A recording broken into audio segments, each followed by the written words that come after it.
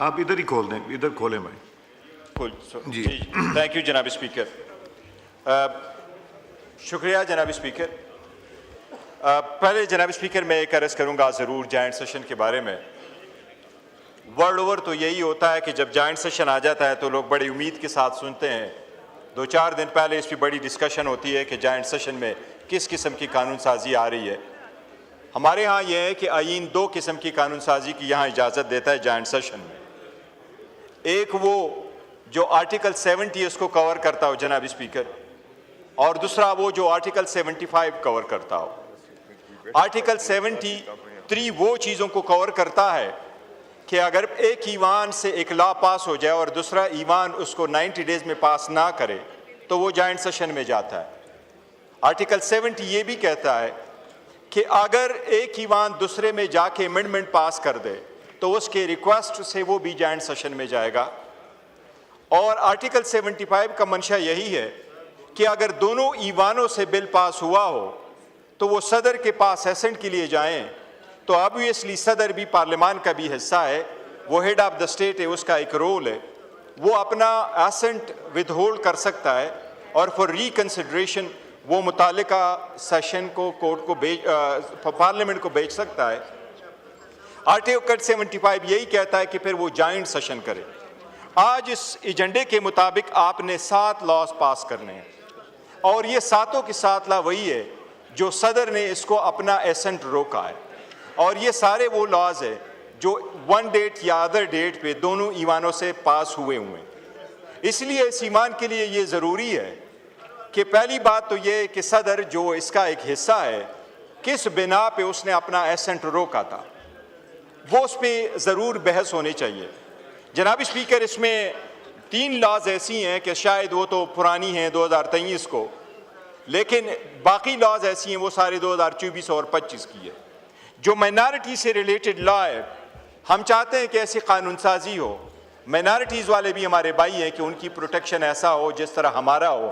دنیا میں کوئی کنسیپٹ مائنارٹی کا لفظ آئین نے کہیں بھی نہیں لکھا ہے, مسلم اور نان مسلم کا رکھا ہے, وہ ایکول ہمارے سٹیزن ہیں, ان کے ہر حال میں رائٹس پروٹیکٹ ہونے چاہیے. لیکن اسلام کے خلاف کوئی قانون سازی نہیں ہو سکتی. آرٹیکل 8 بڑا کلیئر ہے ان کا. یہ جو لا ہے اس کے ایک مرتبہ پاس ہوا ہے ایک ہاؤس سے 29 اپریل کو, پھر پاس ہوا ہے 12 مئی کو. جناب اسپیکر, یہ پہلے بھی ایک بڑا کنسرن رہا تھا جس میں ہم نے کمیٹی میں بات کی تھی, قادیانیوں والا ریلیشن. جناب اسپیکر, یہ قوم, یہ ملک, یہ پارلیمان متحمل نہیں ہو سکتی کہ ایسی قانون سازی ہو جائے جس سے عوام میں یہ اضطراب بڑھ جائے کہ مذہبی بنیادوں پہ کچھ ایسی قانون سازی ہو رہی ہے جس سے لوگ غلط اس کو انٹرپریٹ کر سکتے ہیں. اس لیے بہت ضروری ہے کہ اس پوائنٹ آف ویو پہ میں یہ عرض کروں گا, ریکویسٹ کروں گا کہ نہ صرف یہ کہ ذہین بحث کرے مولانا صاحب, بٹ میری ریکویسٹ ہوگی علامہ راجہ ناصر صاحب بھی اپنی رائے دے دے, تاکہ یہ ایک مذہبی پوائنٹ آیا ہوا ہے ابھی پارلیمان میں. لاسٹ ٹائم ہم نے یہ ریکویسٹ کی تھی جب قادیانیوں والا ایشو آیا کہ ایون اس کو ان کیمرہ کنسیڈر کرو کہ باہر یہ بات نہ جائے کہ جی کس نے کس طریقے سے ووٹ دیا اور کھل کر اس پہ بحث ہو.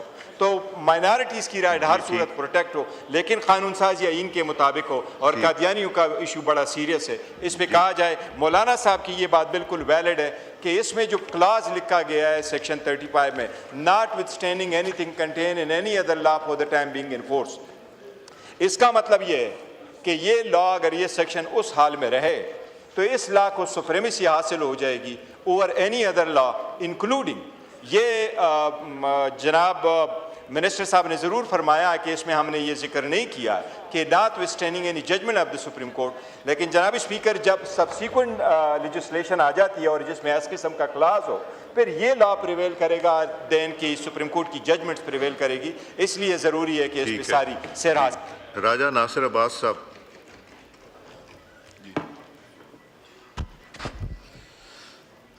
بسم اللہ الرحمن الرحیم. ٹھیک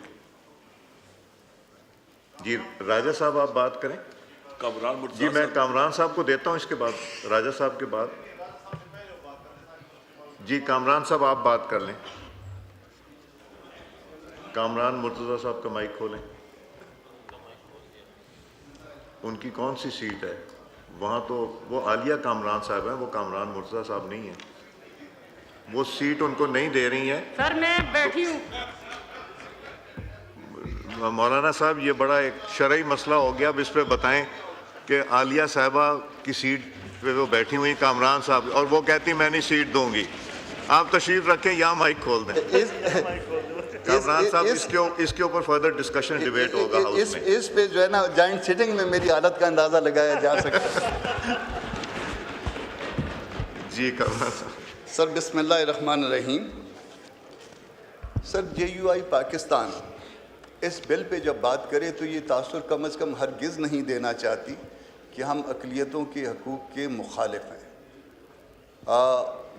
باوجود ایک مذہبی سیاسی جماعت ہونے کے ہم ان کو اپنے جیسا شہری سمجھتے ہیں, مگر اس کے ساتھ ساتھ ایسا بھی کوئی تاثر نہیں دینا چاہتی یا ایسا بھی کوئی لیجسلیشن جو ہے وہ یہاں سے نہیں جانے دینا چاہتی جس سے یہ تاثر ہو کہ شاید جو ہے میجارٹی اس سے کمتر شہری ہے یا باقی قوانین جو اس سبجیکٹ پہ بن چکے ہیں اور جس کا اثر کسی نہ کسی حوالے سے موجود ہوتا ہے اس اثر کو کم کیا جا سکے.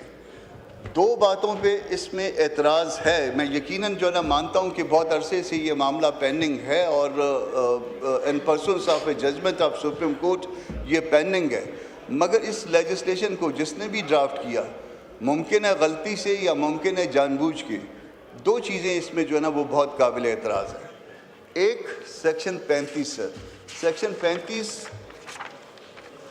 اس کو اگر ذرا دیکھیں گے, پہلے اس کو سیکشن 1 کو دیکھیے گا کہ this act shall be called the National Commission of Minorities right act, اور اس کو اب سیکشن 35 کے ساتھ ملا کے پڑھیے گا کہ act to have overriding effect. The provision of this act shall have effect notwithstanding anything contrary contained in any other law for the time being enforced.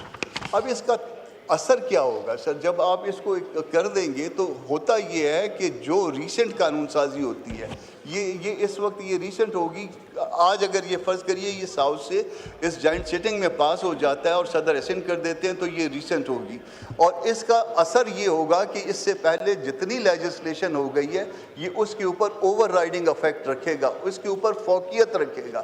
تو فوقیت میں وہ جو اینٹی قادیانی آرڈیننس 1984 کا ہے اس کے اوپر بھی اس کی فوقیت آ جائے گی. عدالتوں میں ایک ایسی بحث شروع ہو جائے گی, ایسا مسئلہ شروع ہو جائے گا جو ہم سب کے لیے پرابلم کریٹ کرے گا. تو میری تارڑ صاحب سے بات ہوئی ہے, اعظم تارڑ صاحب سے متوجہ ہوں, اور انہوں نے بھی گو کہ اس میں ایک تجویز کی ہے امینڈمنٹ کی, مگر میرا خیال ہے کہ اس سیکشن کو سیکشن 35 کو ایز اے ہول اومٹ کرنا ہوگا. جب ایز اے ہول اومٹ کریں گے اس کے بعد کی سیکشنز کو ری نمبر کر دیجئے تو شاید اس معاملے کا حل زیادہ آسان ہو جائے گا. اس کے ساتھ ساتھ ایک اور بات بھی ہوئی ہے, میں نے ان کی توجہ جو ہے مبذول کروائی ہے سیکشن 12 کے کلاس ایچ پہ, جہاں پہ سو موٹو کا اختیار بھی آپ نے کمیشن کو دے دیا ہے.